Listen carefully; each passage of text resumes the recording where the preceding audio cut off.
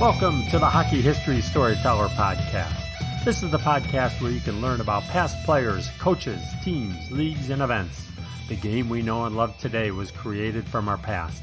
I'm your host, hockey player and fan, Andy Courtwright. Episode 16, Al Arbour, player, coach, champion. Al Arbour was born in 1932 in Sudbury, Ontario, Canada. He played in the National Hockey League for many seasons between 1953 and 1971. He started with the Detroit Red Wings before moving on to the Chicago Blackhawks, Toronto Maple Leafs, and finishing with the St. Louis Blues. He spent a few years, or parts of years, in the Western Hockey League and the American Hockey League. Overall, he played 626 games and notched 70 points. Other than being a reliable stay-at-home defenseman, Al was probably best known as that guy who wore glasses on the ice. In the days where few wore helmets, Al really stood out as he was one of the few bespectacled players to play in the game.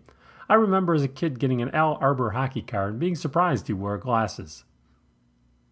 As a player, Al won 4 Stanley Cups, 1954 with Detroit, 1961 in Chicago, and 1962 and 64 with Toronto. He was also a one-time All-Star. As noted in the previous episode on the Atlanta Flames, Al Arbour was a scout for 1 year during the 72-73 season. In 1973, he was summoned to Long Island to be the head coach for the Flames' expansion brethren New York Islanders.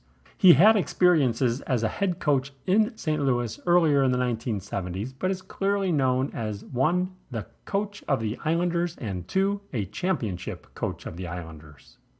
The Islanders' first year in the NHL was typically bad as an expansion franchise. They won just 12 games under 2 coaches. Phil Goyette and Earl Ingerfield both won exactly 6 games each. Al Arbour came into the Islanders organization as a strict disciplinarian at first. He had a strict curfew, fined players for being late, and doubled fines for multiple offenders. He remained disciplined over time and was considered a tough coach. He coached the team to make few errors on the ice and rarely showed his frustrations with the team. His personality rubbed off on his players as they showed similar attributes.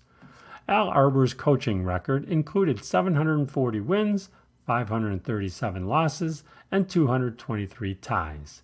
He coached in an era of no overtime. His 740 wins are the most by a coach with a single team. He is 3rd overall in games coached with 1,500 and 5th in wins behind Scotty Bowman, Joel Quenneville, Ken Hitchcock, and Barry Trotz. During his first run as coach of the Islanders between 1973 and 1986, he took his team first to a level of respectability, then to a dynasty level. The Islanders were headed toward greatness in the mid to late 1970s, but their playoff heartbreaks in the late 1970s were followed by 4 straight Stanley Cup victories between 1980 and 1983. After the 1986 season, Al took over as vice president of player development for the Islanders. He returned to coach the team between 1988 and 1994. During this second stint, he took the team to a deep run in the playoffs in 1993 when the team beat Washington in the first round, then defending champion Pittsburgh in the second round, before bowing out to eventual Cup champ Montreal in the conference finals. Al Arbour returned to coach 1 game for the Islanders in 2007 at age 75 at the behest of coach Ted Nolan and general manager Garth Snow to coach his 1,500th game. The Islanders won the game 3-2 versus Pittsburgh. During the team's 4-cup run, Al guided the team to 19 straight playoff series wins, a feat that may not be matched. Al Arbour had some of the greatest players of the era in Brian Trottier, Dennis Potvin, Mike Bossy, Billy Smith, and the rough-and-tumble trio of Clark Gillies, Bobby Nystrom, and Butch Goring. He won his team's respect in 1975 when the Islanders were down 3-0, and he made an inspirational speech to the team, saying, quote, "If anyone on this team doesn't think we can beat Pittsburgh, they'd just as soon go in, take off their equipment, and leave." Unquote. Al took out Billy Smith and replaced him with Chico Resch in goal. The Islanders won the next 3 games by 2 or more goals and won Game 7 1-0 on a late Ed Westfall goal.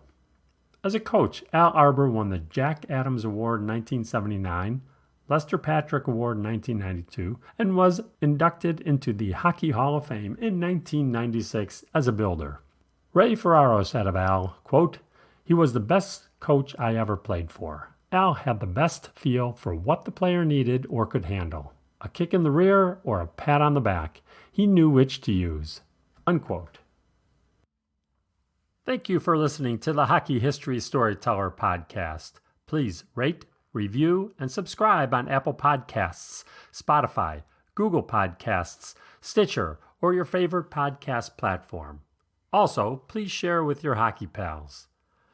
Feel free to leave a comment or email ideas for future episodes to me at hockeystoryteller@gmail.com. I'm on Twitter at hockeystorytell, Instagram hockeystoryteller, and Facebook, also Hockey Storyteller.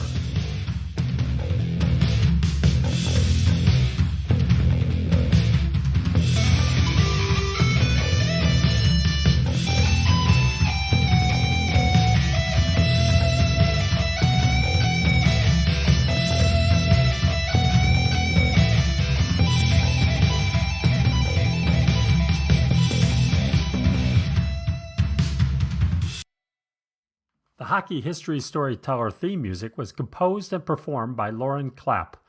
Lauren is available at lauren.clapp2004@gmail.com. That's clap with 2 P's followed by 2004. See show notes for details.